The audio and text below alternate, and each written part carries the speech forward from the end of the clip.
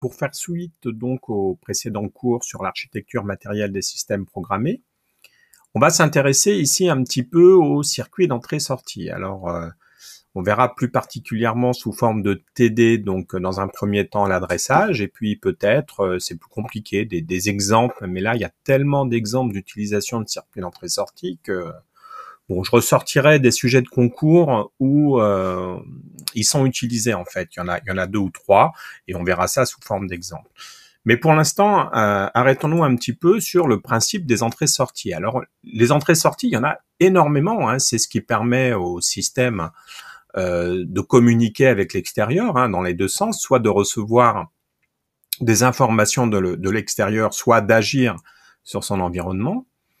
Alors, on a des entrées-sorties, première classification parallèle, hein, donc type PIA, Peripheral Interface Adaptateur de mémoire, donc permet de brancher un clavier, par exemple, hein, sous forme matricielle, on va avoir quelle colonne et quelle ligne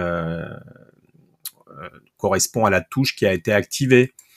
On peut brancher du stockage externe, hein, avec des communications parallèles. On peut commander bit par bit des lampes, des moteurs, tout ce qu'on veut. Hein, et voilà un exemple du 6821, qui est un périphérique Motorola, alors qui possède, alors si on regarde un petit peu, ici on a le boîtier, ici on a son synoptique, hein. On va donc trouver ici sur l'extérieur donc deux ports, ce qu'on appelle des ports donc 8 bits, hein, ce qui nous fait au total 16 bits d'entrée-sortie. Je vais rester assez simple, hein, on a aussi des entrées d'interruption. Et pour communiquer avec le microprocesseur, donc on a un bus de données, on commence à être habitué à ça, 8 bits. On a des pattes d'activation. Alors ici, vous voyez, on en trouve 3, CS0, CS1, CS2 bar. Donc là aussi, on commence à être un petit peu habitué. Chip Select, pour activer ce module, lorsque le processeur va vouloir communiquer avec lui, il faudra mettre à 1 CS0, mettre à 1 CS1 et mettre à 0 CS2 bar. On a donc deux registres ici, deux adresses pour sélectionner les registres, donc RS, Register Select 0 et Register Select 1, RS0 et RS1, ce qui nous fait 4 registres, tout simplement. Si je veux faire un exemple, je pense que je parlerai de celui-là, parce qu'il est, encore qu'il n'est pas si simple que ça.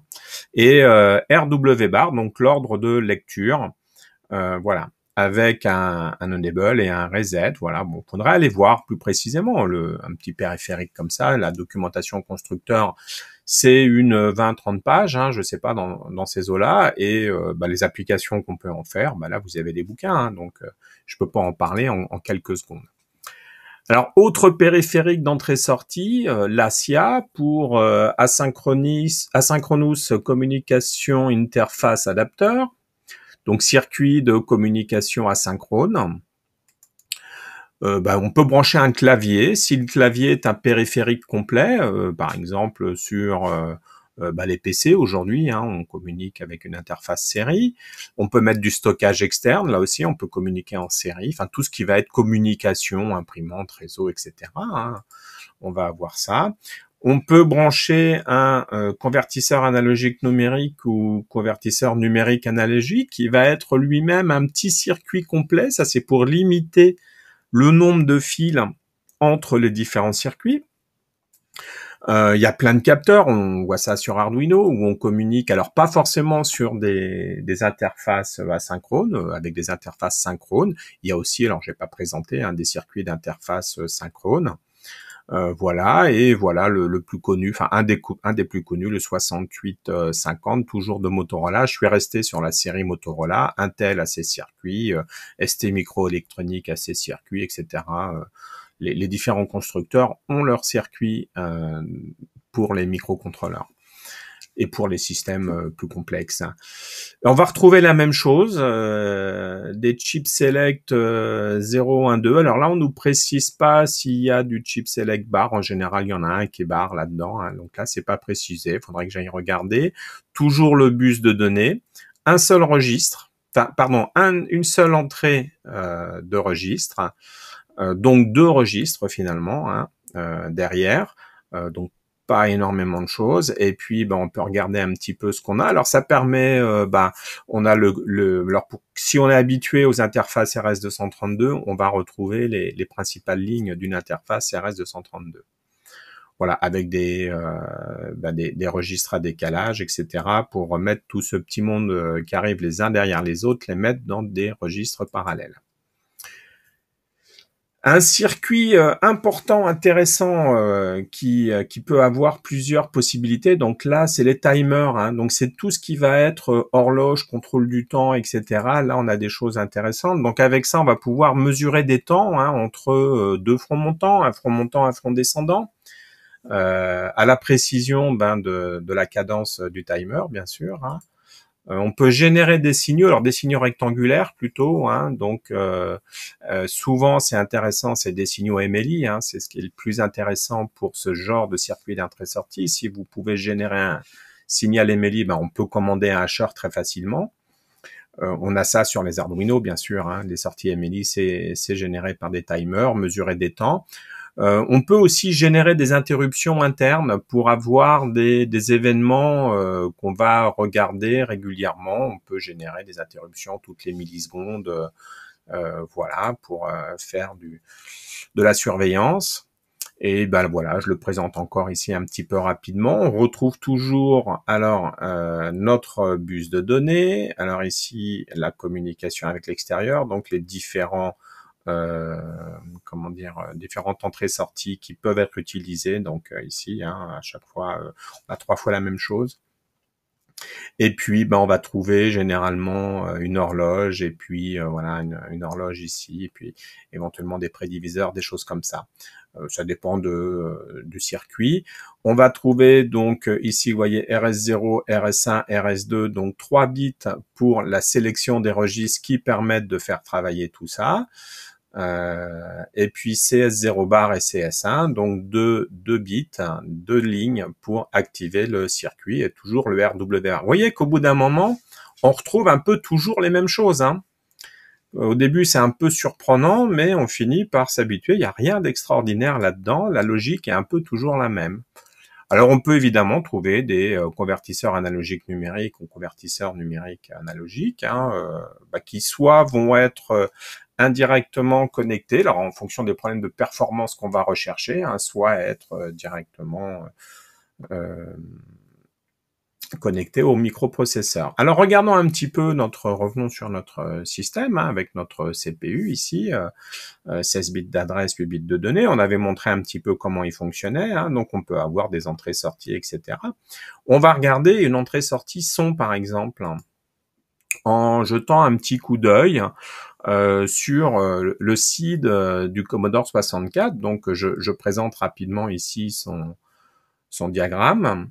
Alors on a 5 bits ici pour adresser les registres. Alors il s'appelle pas RS0, RS1, RS2, RS3, RS4. Il s'appelle A0, A1, A2, A3, A4. Mais bon, encore une fois, les noms sont pas toujours les mêmes, mais avec un petit peu d'habitude, on sait ce qu'on doit trouver, on sait ce qu'on doit chercher. Voilà, on retrouve le chip select, on retrouve le RW bar. J'en parle peu, mais il y a toujours une horloge pour faire fonctionner ce circuit. Hein. Il est cadencé, il fonctionne avec une horloge.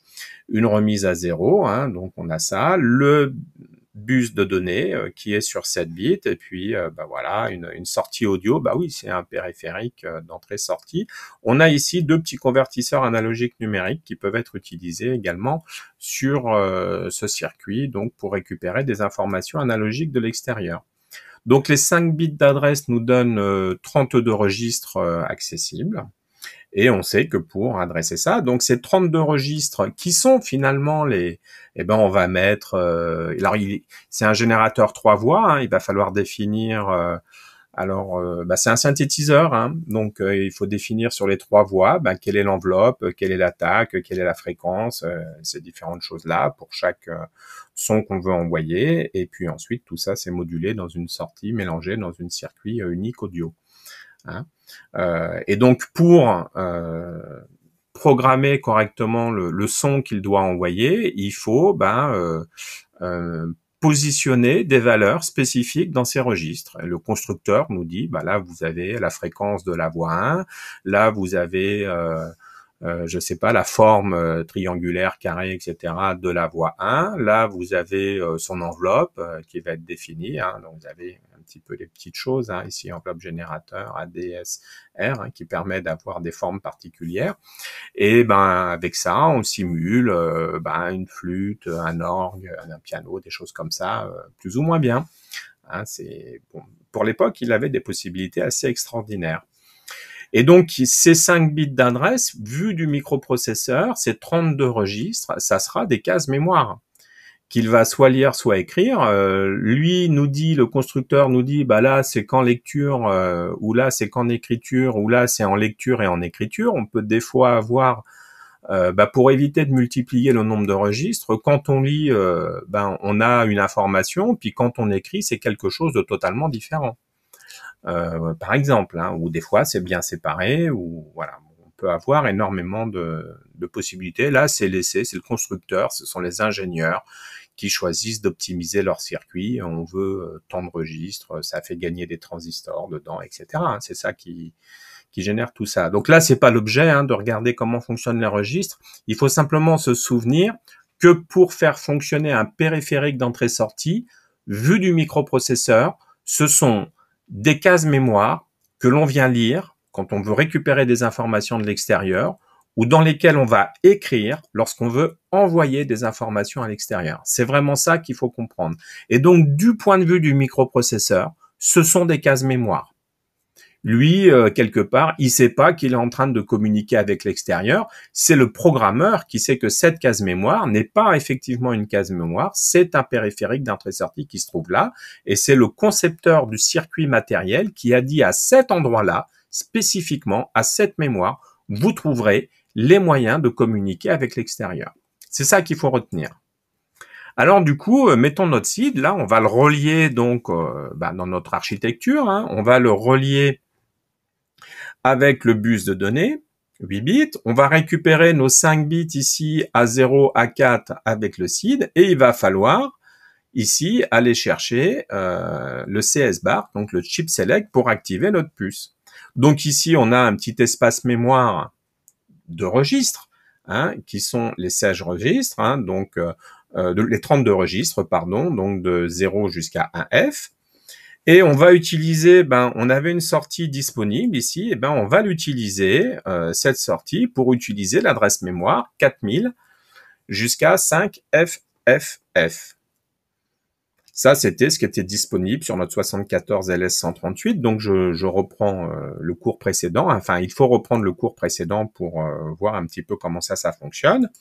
Et donc, on va avoir dans notre plan mémoire, dans notre map mémoire, la zone donc de 4000 jusqu'à 4001F, puisqu'on est là sur cette adresse, hein, qui va correspondre aux 32 registres du SID, du SID. Alors oui, d'accord, mais la zone mémoire suivante, hein, de 4020 à 4003F, qui est dans la zone 4005FF, qu'est-ce qui a changé là? Ce qui a changé, c'est qu'on a un bit de plus. On a ici le bit A5 qui est passé à 1. Le bit A5 est passé à 1. Qu'est-ce qui s'est passé là? En fait, hein, comme on a juste le bit A5 qui est passé à 1 et que tout le reste est pareil, on a toujours O2 qui est activé, enfin qui est activé à l'état bas, hein, et qui active notre circuit. Je retrouve à nouveau mes registres du SID. Donc, écrire à l'adresse 4000 ou écrire à l'adresse 4020, c'est pareil. Ça ne change rien. Alors, c'est curieux comme histoire, hein.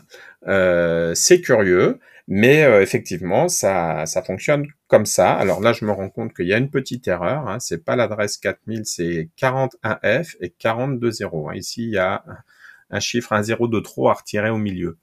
Je reviens à ce que je viens de dire. Écrire à l'adresse 4000 ou écrire à l'adresse 4020, c'est pareil.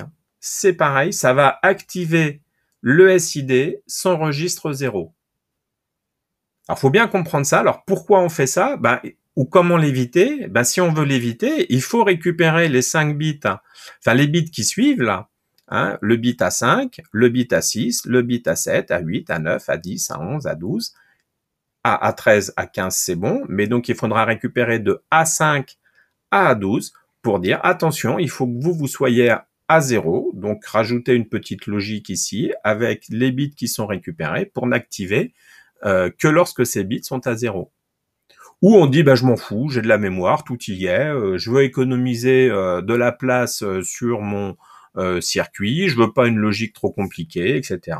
Et ça, je m'en fiche que on retrouve des adresses fantômes, on appelle ça un petit peu, qui se reproduisent sur mon circuit d'interface. Voilà, donc ça c'est important de le comprendre. Donc on va retrouver effectivement des circuits mémoire comme ça jusqu'à la fin de la plage 4000 5FF. Hein. Ça c'est voilà. Et donc c'est important de comprendre ça parce que on retrouve assez souvent pour des problèmes purement économiques, hein, pour la simplicité de l'ensemble. Hein, parce que bah oui, on perd un petit peu de mémoire. Alors après, bah c'est pas, on a décidé que c'était pas si grave. Et si on décide que c'est grave, et ben on a les moyens techniques de récupérer cet espace mémoire.